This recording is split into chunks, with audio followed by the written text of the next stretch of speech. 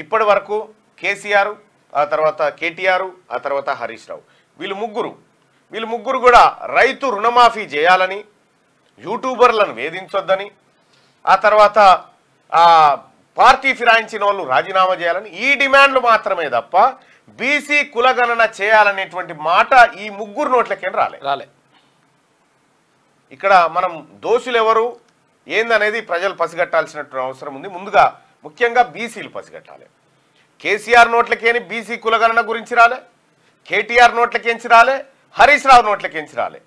బీసీలారా మన శత్రువులు ఎవరో మన కళ్ళ ముందే తిరుగుతున్నట్టు అనిపిస్తూ ఉంటుంది మీకు. వాళ్ళ విధానాన్ని బయట పెట్టాలి. రాష్ట్ర భారతీయ జనతా పార్టీ శాఖ క్యాస్ట్ సెన్సస్ పైన స్పష్టమైన ప్రకటన చేయాలి.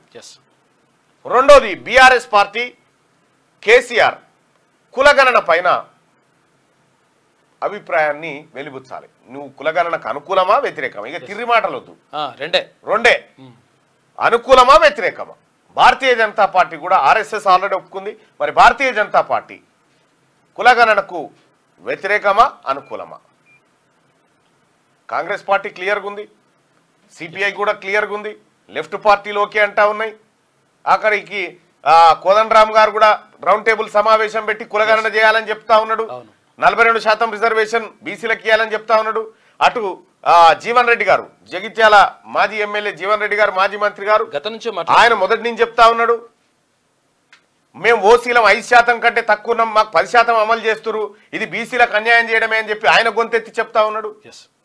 సో ఇట్లా అనేకమైనటువంటి ప్రజలు బీసీ కులగణన పైన వాళ్ళ అభిప్రాయాన్ని చెప్పిన తర్వాత ఇక్కడ భారతీయ జనతా పార్టీ, ఇటు బీఆర్ఎస్ పార్టీ స్పష్టమైన అభిప్రాయాన్ని చెప్పకుండా, కులగణన చేయాలా వద్దా అనేటువంటి అభిప్రాయాన్ని చెప్పకుండా ఎమ్మెల్యేల ఫిరాయింపు, హాస్టల్లో బువ్వ పెడతలేరని, కరెంటు పోతుందని, రుణమాఫీ కాలేదని, ఇగో ఈ డ్రామాలు ఆడుతూ ఉన్నారు. ఈ డ్రామాలు తర్వాత ఆడుదురు, దానికి టైం ఉంది. కానీ ఇప్పుడు క్యాస్ట్ సెన్సస్ 3 నెలల లోపల పూర్తి చేయాలనేటువంటి మాట హైకోర్టు చెప్పిన ధర్మిలా మీ అభిప్రాయం ఏంది? మీరు క్యాస్ట్ సెన్సస్ కు వ్యతిరేకమా అనుకూలమా? ఇది ఇప్పుడు చెప్పురు లెక్క. చాలా మందికి దడ దడ దడ దడ దడ అంటుంది ఇప్పుడు గుండెలలో. ఎందుకంటే బీసీల లెక్క బయటకు వచ్చిన తర్వాత బీసీలు రాజకీయంగా చైతన్యవంతమైతే తరతరాలుగా మేము వేసుకున్నటువంటి పునాదులు ఎట్టిపోతాయని అనుకుంటారు. బీసీలు ఎప్పుడు ఎవరి పునాదులు కూల్చలేదు. బీసీలు వాళ్ళ లెక్క అడిగిరు, గంతే, వాళ్ళ లెక్క అడిగిరు. బీసీలు ఎవరి పునాదులు కూల్చలేదు. బీసీలు ఎవరి సొమ్ము గుంజుకొని తినలేదు.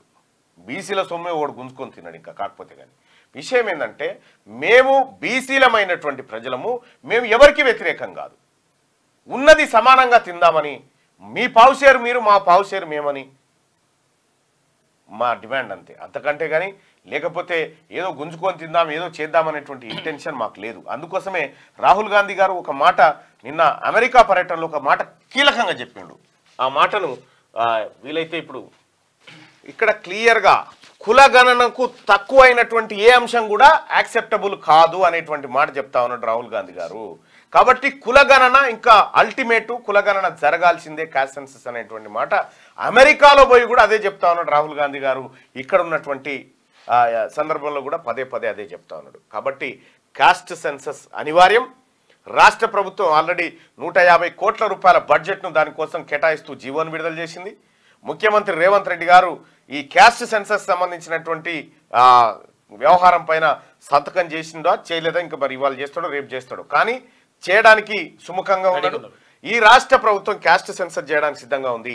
నేను బీసీలకు ఒకటే మాట చెప్తా ఉన్నా ఈ సందర్భంగా, క్యాస్ట్ సెన్సస్ చేసేటువంటి సమయంలో మీ కులం అడిగితే మేము చెప్పమని పొరపాటున అనకుర్రి, మేము చెప్పమని అనకుర్రి, ఖచ్చితంగా మీ కులం చెప్పుర్రి, మీ కులం చెప్పుర్రి. స్కూల్ పోగానే నువ్వు ఏ కులము, ఏ ఇండియనా కాదా, ఏ మతం అని అడుగుతారు కదా, సేమ్ అవన్నీ ఖచ్చితంగా చెప్పండి. ఒకవేళ మీరు సరిగా చెప్పకపోతే లెక్కలు సరిగా రావు, గుర్తుపెట్టుకోండి. క్యూ న్యూస్ ఛానల్లో పనిచేయటకు అనుభవం గల సీనియర్ డిజిటల్ మార్కెటింగ్ వారు కావాలను సంప్రదించవలసిన నెంబర్ 8688926084. qnewsads@gmail.com ను సంప్రదించండి. లైక్ చేయండి.